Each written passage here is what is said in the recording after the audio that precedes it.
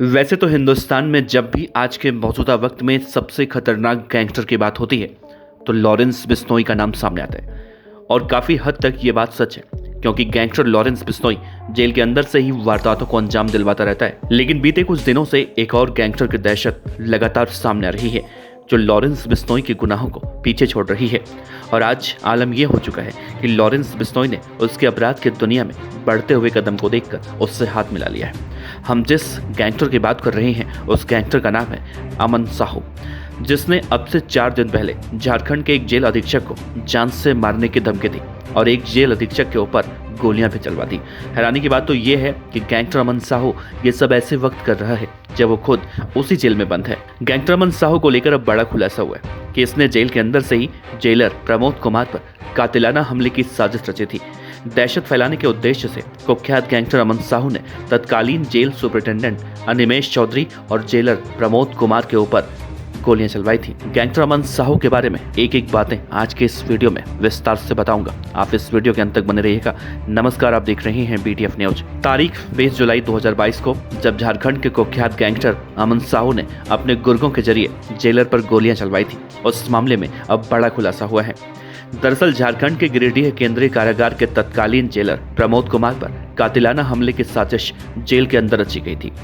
दहशत फैलाने के उद्देश्य से कुख्यात गैंगस्टर अमन साहू ने तत्कालीन जेल सुपरिटेंडेंट अनिमेश चौधरी और जेलर प्रमोद कुमार को लक्ष्य बनाकर हमला करने की योजना बनाई थी। पिछले महीने 20 जून 2024 को पलामू से केंद्रीय कारागार गिरिडीह शिफ्ट होने के बाद एक बार अमन साहू को गिरिडीह केंद्रीय कारागार में लाया गया। 1 अप्रैल 2022 को गिरिडीह जेल में आने के बाद उसने तत्कालीन जेल सुपरिटेंडेंट और जेलर को भी धमकी दी। वो जेल के अंदर एक्स्ट्रा सुविधा चाहता है। उस दौरान भी उससे प्रतिबंधित सुविधाओं के लिए जेल अधिकारियों पर लगातार प्रेशर बनाया था।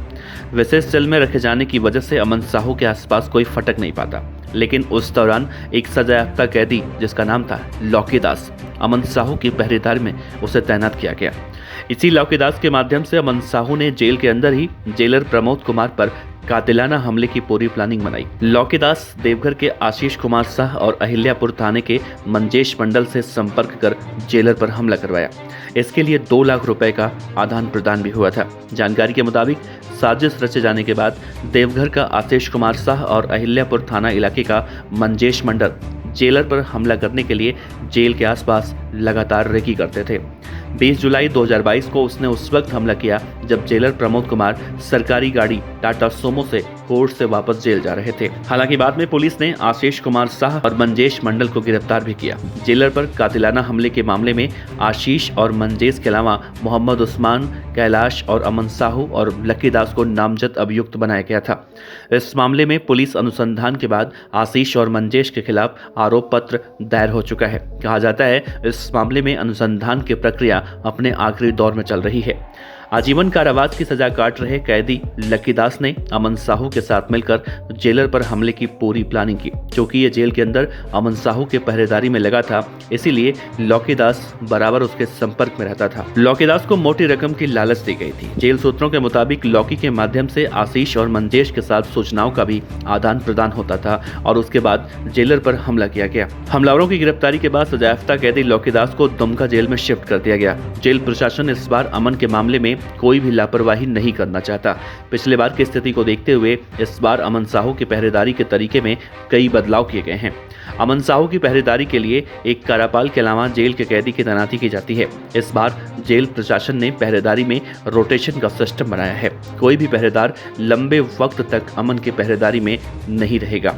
रोटेशन की सूचना में 10 कैदियों को शामिल किया गया है। वहीं उपलब्ध कक्षपाल से भी रोटेशन के माध्यम से पहरेदारी कराई जा रही है। ये लोग अमन साहू की हर गतिविधियों पर नजर रखने का काम कर रहे हैं। 10 शातिर बंदियों को अन्यंत्र शिफ्ट करने का प्रस्ताव भी मिला है। जानकारी के मुताबिक गैंगस्टर अमन साहू के गिरिडीह जेल में शिफ्ट होने के बाद जेल प्रशासन किसी भी प्रकार के रिस्क को लेने के मोड में नहीं है। पिछली बार जेल के अंदर जेलर के ऊपर कातिलाना हमले की साजिश रचने की घटना के बाद इस बार जेल प्रशासन ने वैसे बंदियों को चिन्हित किया है जो जेल के अंदर अमन साहू के साथ मिलकर किसी भी तरह की विधि व्यवस्था की समस्या उत्पन्न न करे।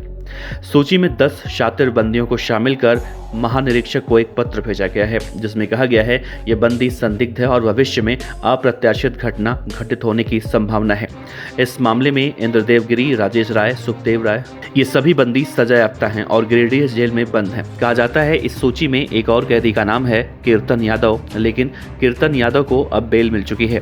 कारा अधीक्षक द्वारा कारा महानिरीक्षक को भेजे गए पत्र में इन सभी 10 शातिर बंदियों को प्रशासनिक अधिकार पर किसी अन्य जेल में ट्रांसफर करने का अनुरोध किया गया है। जेल सुपरिटेंडेंट हेमानी प्रिया को भी जान से मारने की धमकी देने के मामले में गिरिडीह मुफस्सिल थाने में एफआईआर दर्ज की गई है। इस मामले में जेल सुपरिटेंडेंट हेमानी प्रिया ने लिखित शिकायत दी थी कि गैंगस्टर अमन साहू और इस गैंग से जुड़े मैंग सिंह ने फोन कॉल और मैसेज कर जान से मारने की धमकी दी है। उन्होंने कहा कि 28 जून को शाम 6:26 पर व्हाट्सएप मैसेज आया जो खुद को अमन साहू गैंग का मैंग सिंह बता रहा था और धमकी इसलिए दी गई क्योंकि अमन साहू को जेल के अंदर प्रतिबंधित सुविधाएं मिल जाए। अमन साहू जेल के अंदर मोबाइल फोन और गांजा की सुविधा चाहता था। उसके इस प्रस्ताव को जेल सुपरिटेंडेंट हेमानी प्रिया ने नकार दिया और कहा था कि जेल मैनुअल के हिसाब से सुविधाएं दी जाएंगी। फिलहाल गैंगस्टर अमन साहू जितनी तेजी से आगे बढ़ रहा है उसे देखकर तो लग रहा है कि बहुत जल्दी ये लॉरेंस बिश्नोई को भी अपराध की दुनिया में पीछे छोड़ देगा। नमस्कार, मैं हूं मानक गुप्ता। अगर आपको हमारा ये वीडियो